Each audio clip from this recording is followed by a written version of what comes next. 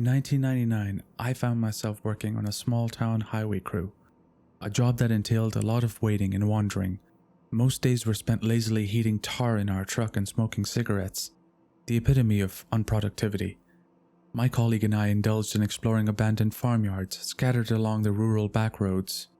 These places were time capsules, hiding treasures like classic cars and eerie remnants of a bygone era.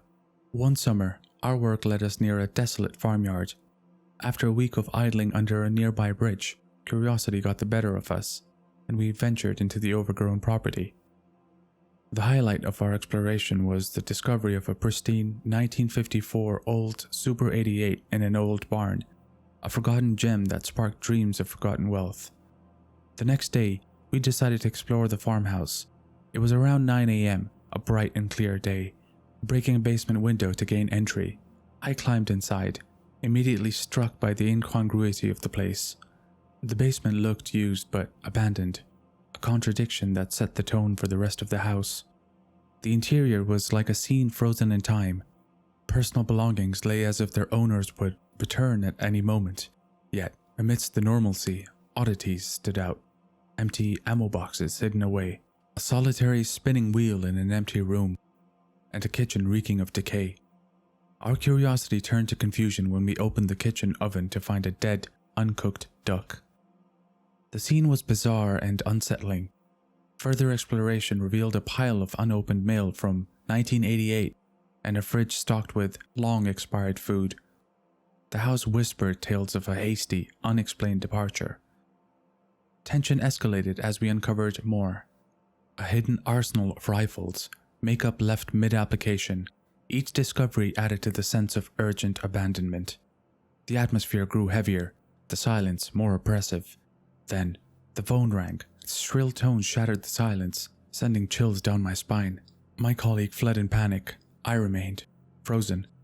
Yanking the phone cord from the wall did nothing to stop the ringing. The deadbolt on the door, previously functional, now refused to budge. In a moment of desperation, I answered the ringing phone. All I heard was static, a faint whisper of nothingness, then a click, and the door was suddenly unlocked. I left the house, finding my colleague waiting in the truck, shaken. We drove off in silence, the mystery of the farmhouse lingering in our minds, an enigma wrapped in the quiet desolation of the countryside.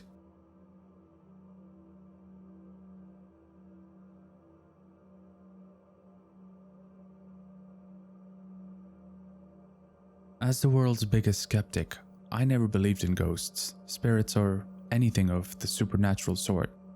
But my trip to Scotland with my buddy Paul put that to the test. We were touring the country, guided by an excellent off-the-beaten-path tour book, when we decided to visit Slane's Castle, the inspiration for Bram Stoker's Dracula. The day was sunny until we reached the castle, where we were greeted by an ominous fog bank enveloping the ancient structure. The crows screaming in the dead trees, the sound of the sea crashing against the rocks, and the fog created an atmosphere so eerily perfect for a horror novel it almost felt staged. The castle, a magnificent ruin, was a sight to behold. Our exploration led us to a staircase descending into what seemed like a typical basement.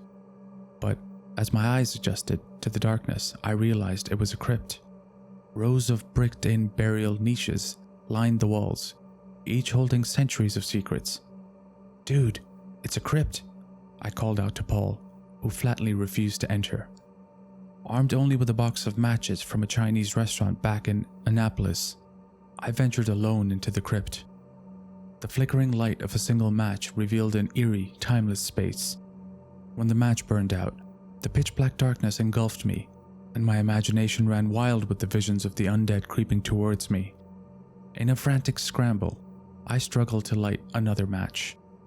The darkness was all-consuming, my heart racing with irrational fear. With the strike of the second match, reality snapped back. An empty crypt, nothing more. I chuckled at my own absurdity, calling out to Paul that it was nothing. But the cycle repeated. Each time the match extinguished, panic surged, my mind conjuring a silent army of the dead. I hastily lit multiple matches to fend off the imaginary threat, half amused, half exasperated at my own antics. Finally deciding to leave, I carefully navigated the uneven stone floor. the triple match flame my only guide. Emerging into the blinding daylight, Paul's curious gaze met my relieved smile. "Not a damn thing," I replied. And in that moment, despite my skepticism, I couldn't shake the eerie feeling that the crypt and its unseen inhabitants had shared a silent laugh at my expense.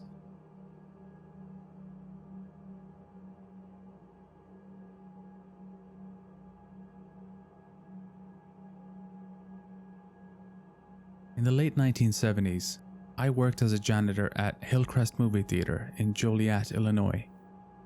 Far from being a stereotypical spooky theater, Hillcrest was a modern construct of the early 70s, boasting a vast single-screen auditorium.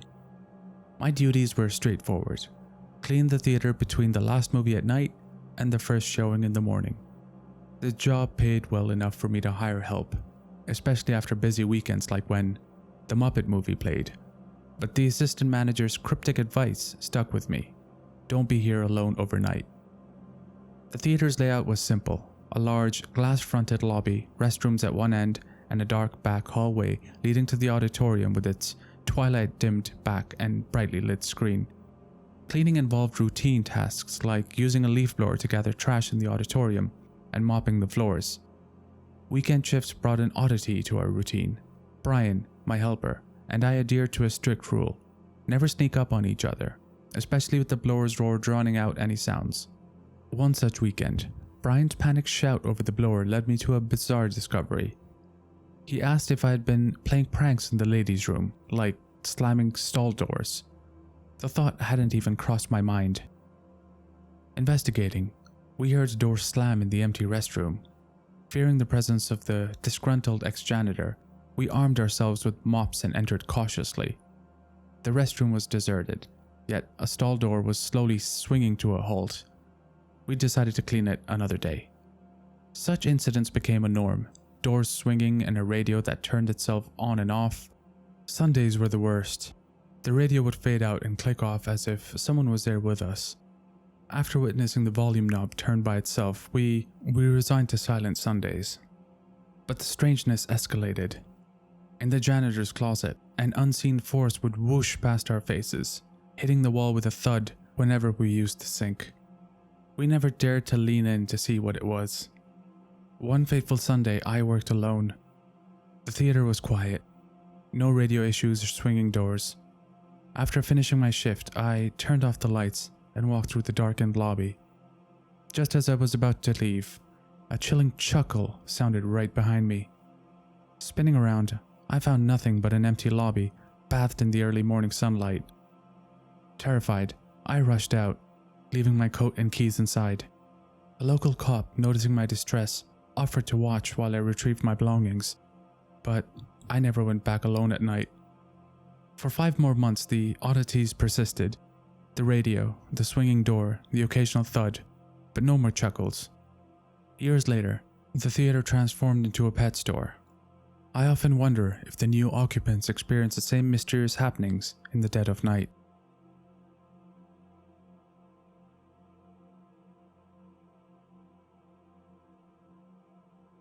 About 2 years ago, I found myself driving home late at night from a family reunion. The journey was a long one, stretching over 2 hours, and I couldn't afford to stay overnight because of work commitments the next day. The road home was one of those you often see in horror films, flanked by dense bushes and trees, creating an ominous tunnel of shadows. I had been on the road for about 45 minutes when a wave of fatigue hit me. It was sudden and overwhelming, the kind that makes your eyelids feel like lead and your head starts to nod. Aware that I was in no state to continue driving safely, I began looking for a spot to rest. However, the roadside offered no such refuge. No rest stops or safe havens in sight, just an endless stretch of eerie wooded landscape. Reluctantly, I made a decision that, in hindsight, seems incredibly stupid. I pulled off the road onto a grassy patch, partially concealed by bushes. I hoped this would hide my car from any passing traffic. I remember checking the time. It was 11:22 p.m. Exhaustion overcame me, and I drifted off to sleep, lulled by the unsettling quiet of the surrounding woods. I was jolted awake sometime later by a scratching sound. Groggily, I glanced at the clock. 11:50 p.m. The sound was brief, stopping as suddenly as it started. Too tired to investigate and rationalizing it as a small animal or branches against the car, I fell back asleep. However, my rest was short-lived. The scratching returned at 12:40 a.m., this time persistently. My heart raced with fear, each scratch sounding more deliberate than accidental. The thought of an animal felt less convincing.